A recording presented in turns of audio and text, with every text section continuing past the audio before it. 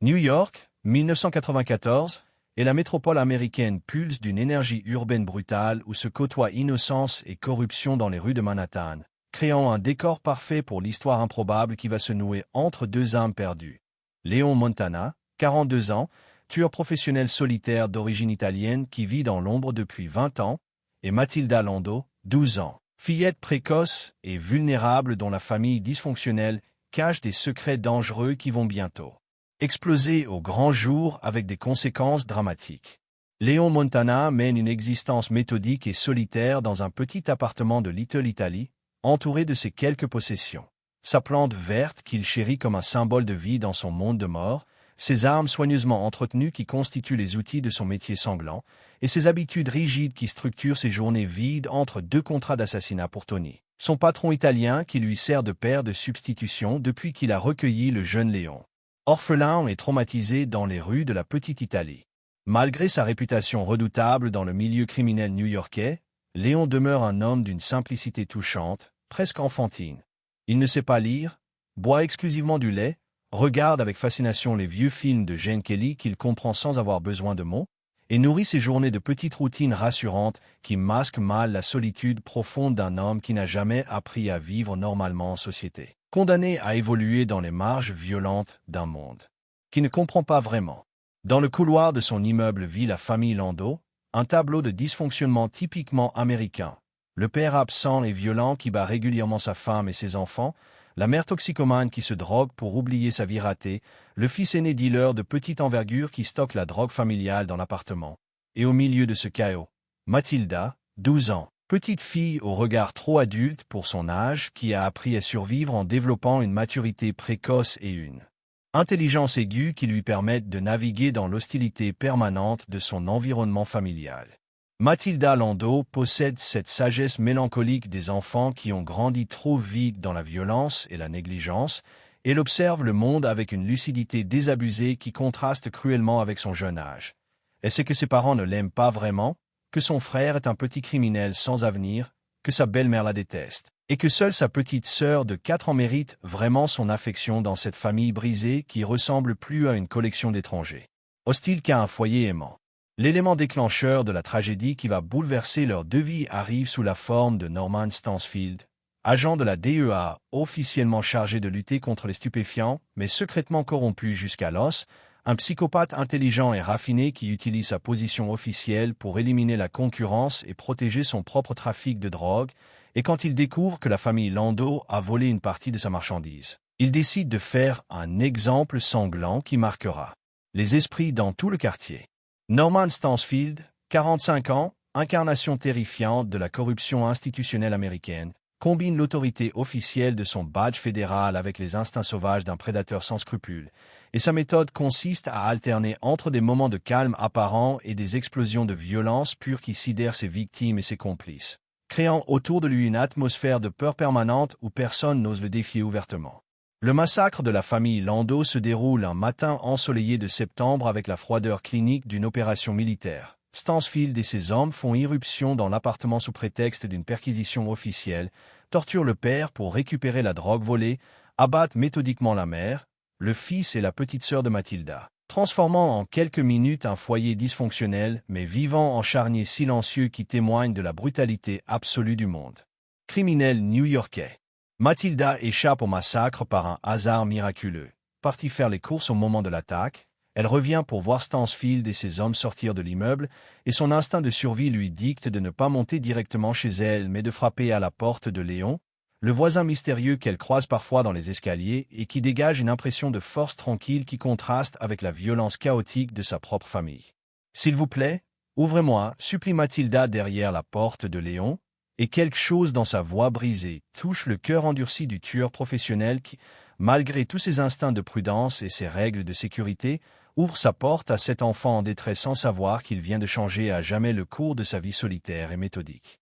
C'est dans ce contexte de violence urbaine, de corruption policière et de solitude mutuelle que va naître une relation extraordinaire entre un tueur professionnel qui n'a jamais eu de famille et une fillette orpheline qui vient de perdre la sienne, une alliance improbable qui va révéler la capacité de rédemption et d'amour qui sommeille même dans les cœurs les plus endurcis par la cruauté du monde moderne.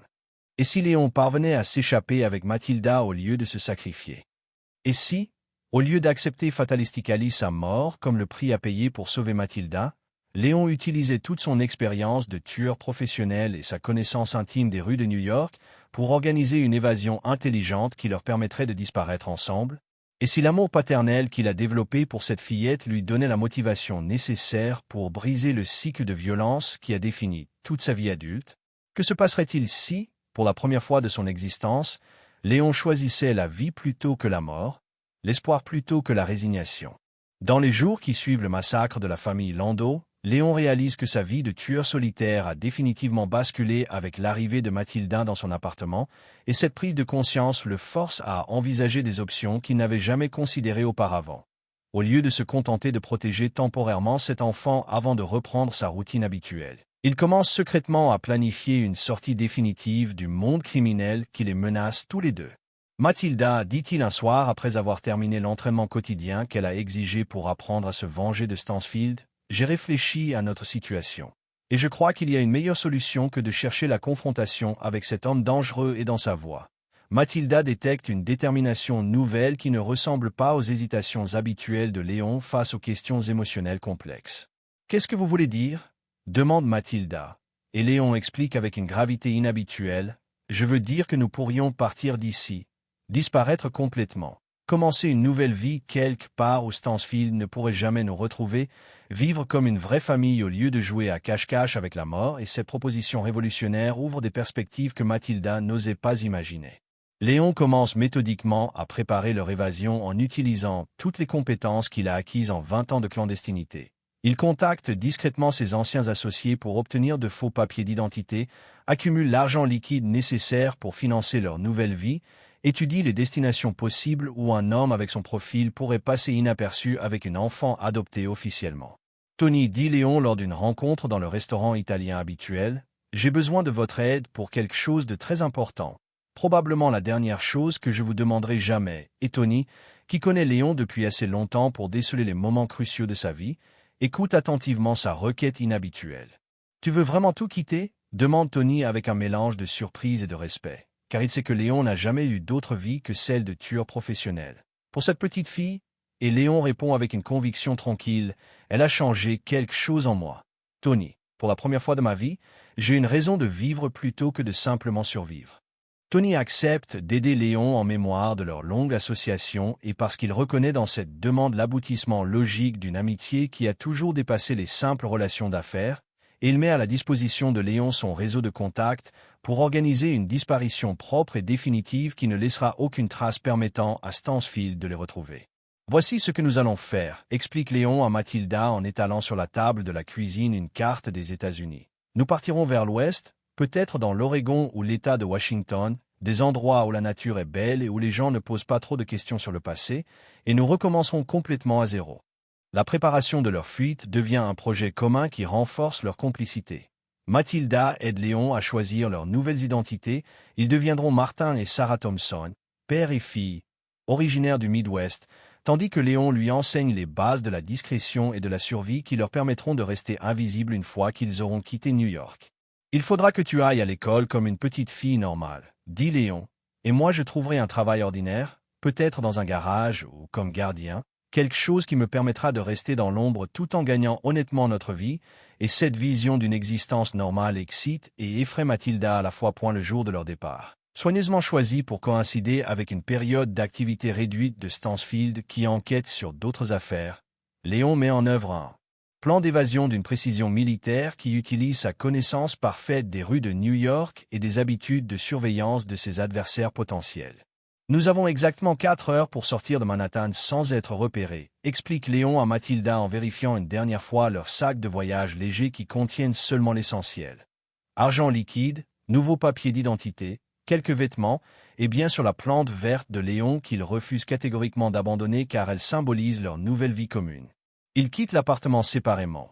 Mathilda d'abord, déguisée en garçon avec des cheveux courts et des vêtements masculins pour tromper d'éventuels observateurs, puis Léon 15 minutes plus tard par un itinéraire différent, et ils se retrouvent dans une station de métro prédéterminée où Tony les attend avec une voiture banalisée pour les conduire à la gare routière. « Vous êtes sûr de votre décision ?»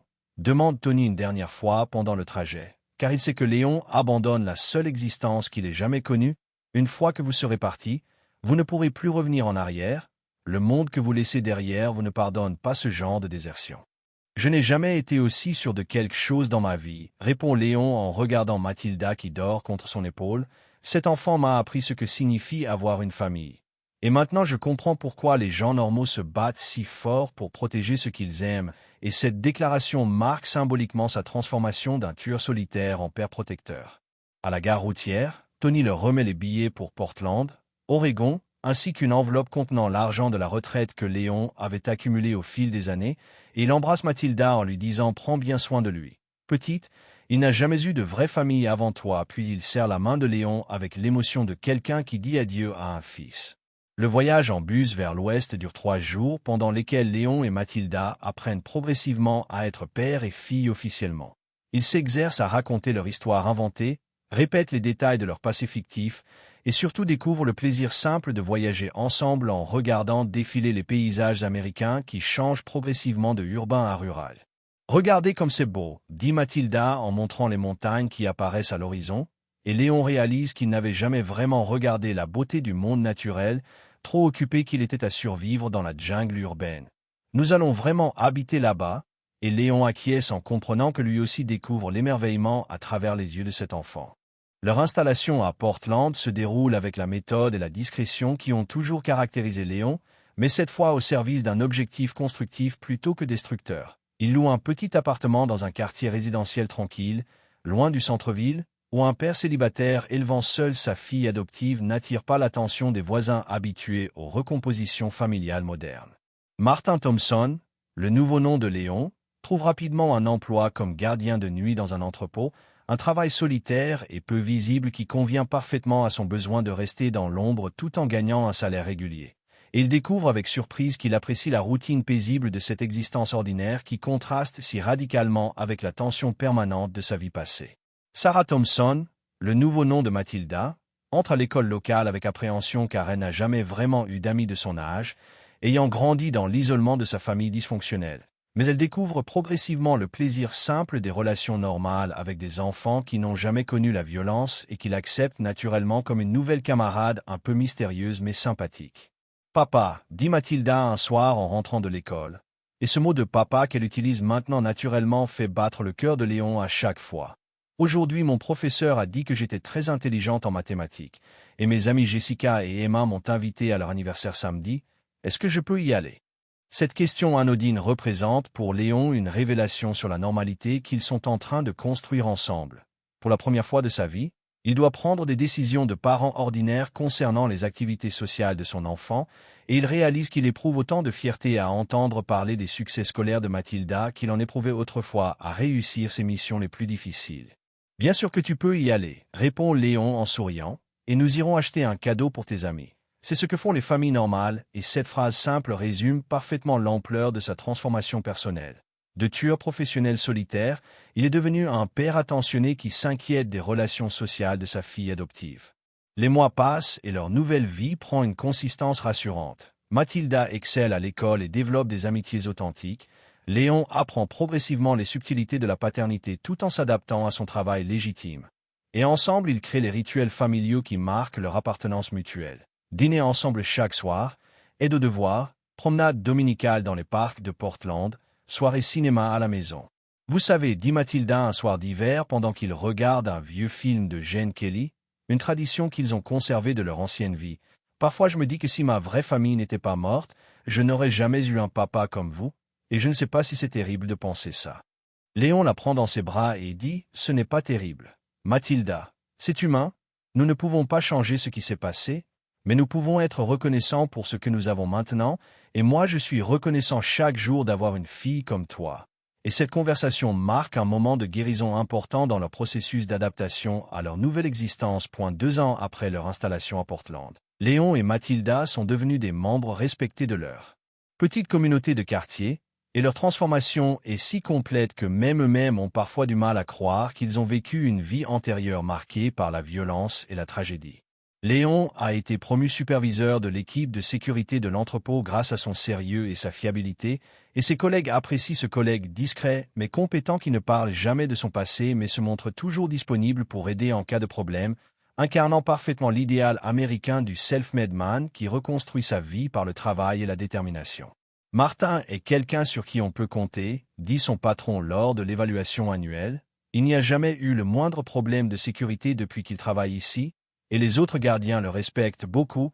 Je pense qu'il mérite une augmentation et plus de responsabilités et cette reconnaissance professionnelle donne à Léon une fierté différente mais tout aussi satisfaisante que celle qu'il retirait de ses succès criminels.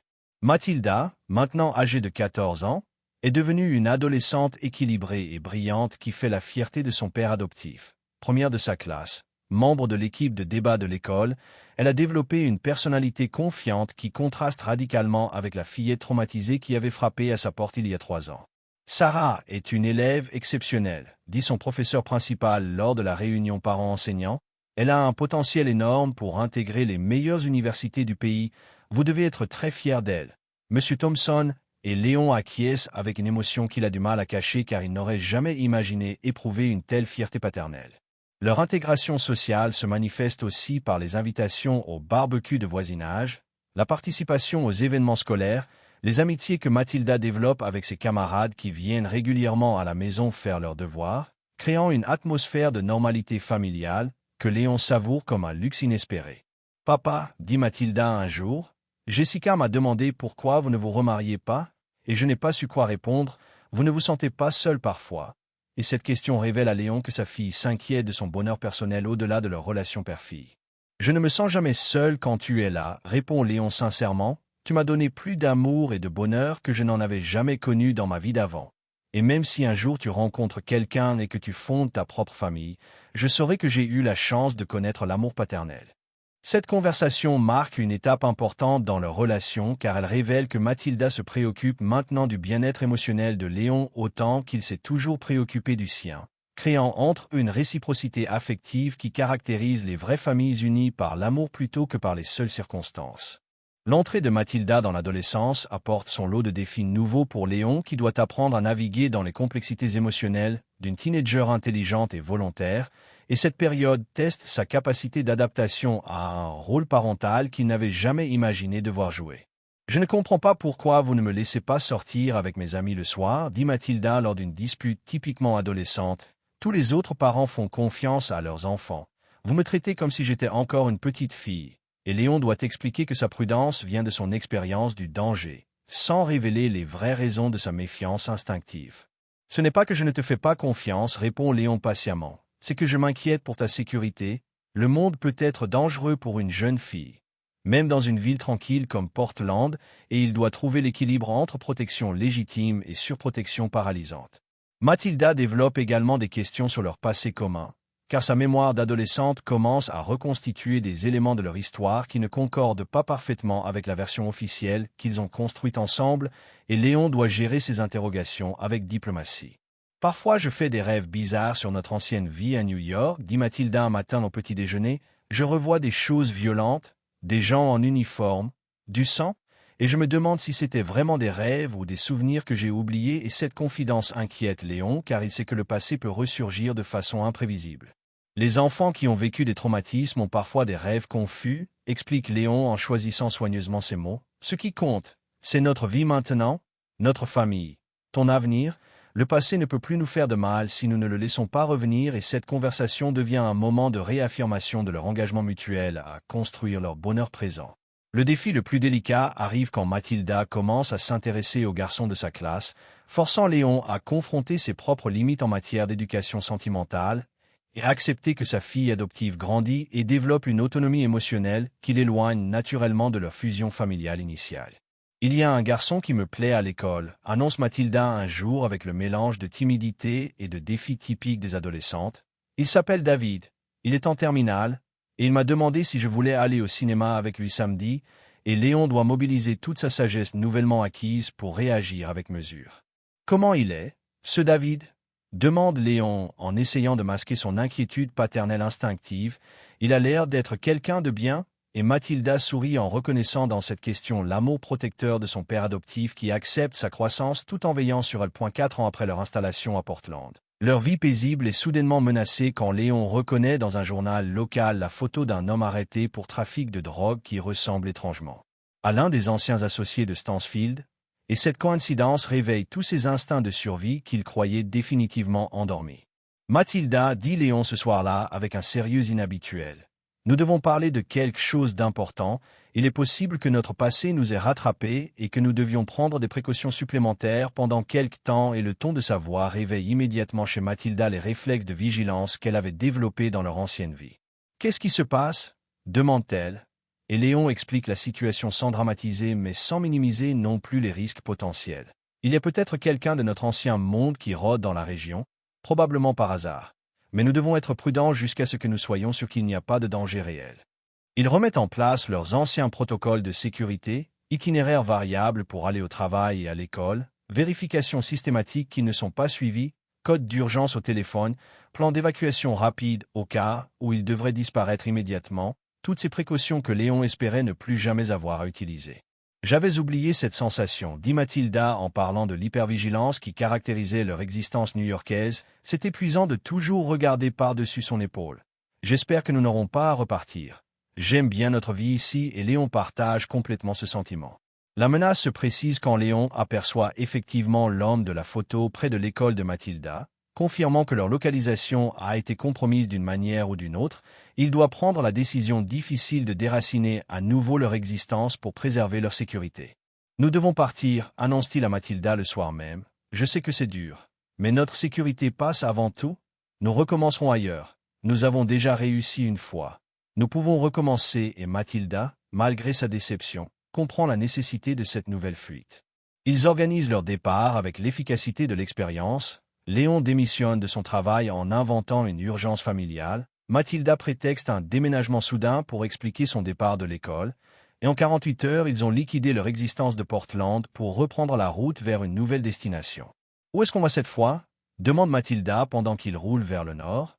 Et Léon répond « Au Canada, dans une petite ville près de Vancouver, là où personne ne pensera à nous chercher, et cette nouvelle étape de leur odyssée familiale renforce encore leur complicité forgée dans l'adversité. » 5 ans plus tard, installés sous de nouveaux noms près de Vancouver, Léon et Mathilda ont reconstruit une fois de plus leur vie commune, et cette nouvelle épreuve a paradoxalement renforcé leur relation en leur prouvant qu'ils peuvent affronter ensemble tous les défis que leur réserve l'existence. Mathilda, maintenant âgée de 19 ans et devenue une jeune femme accomplie, étudie la psychologie à l'Université de Colombie-Britannique avec l'intention de devenir thérapeute spécialisée dans l'aide aux enfants traumatisés, trouvant dans cette vocation une façon de transformer son propre passé douloureux en force positive pour aider d'autres victimes. « Je veux aider des enfants qui ont vécu ce que j'ai vécu », explique-t-elle à Léon, leur montrer qu'on peut survivre au traumatisme et construire une vie heureuse. « Vous m'avez sauvé et maintenant je veux sauver d'autres enfants », et cette mission donne un sens profond à son existence.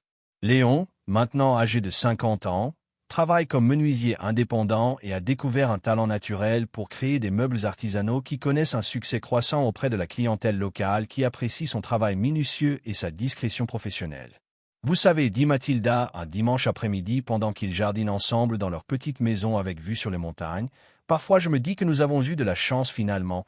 Notre histoire aurait pu se terminer très différemment si vous n'aviez pas eu le courage de tout quitter pour moi. » « C'est toi qui m'as donné le courage, » répond Léon en souriant. « Avant de te connaître, je ne savais même pas que j'étais capable d'aimer quelqu'un plus que ma propre vie.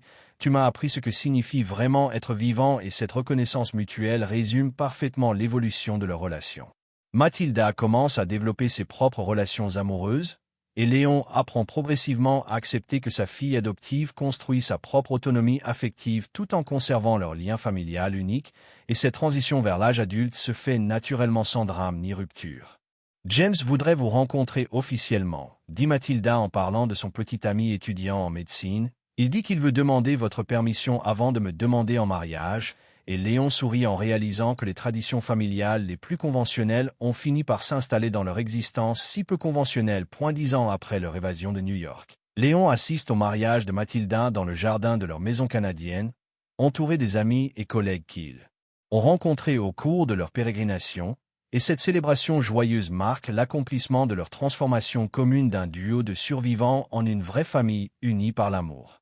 Papa, dit Mathilda en utilisant encore ce mot qui fait toujours battre le cœur de Léon, merci de m'avoir donné une vie normale. Merci d'avoir choisi l'amour plutôt que la vengeance. Merci de m'avoir appris que les fins heureuses sont possibles même après les pires tragédies, et ces mots résument parfaitement le miracle de leur histoire commune.